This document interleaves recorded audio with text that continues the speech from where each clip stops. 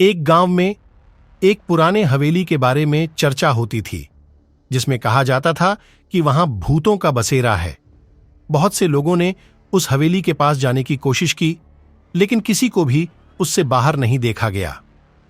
एक रात एक जवान युवक ने उस हवेली में रात बिताने का निर्णय किया। वह वहां अकेले गया और अपने शिविर का विस्तार किया।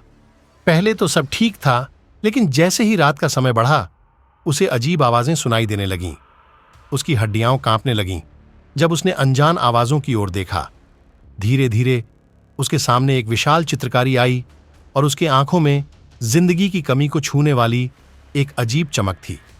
जवान युवक की भयभीत आंखें उसकी ओर चलीं और फिर अचानक वह चित्र हिल गया।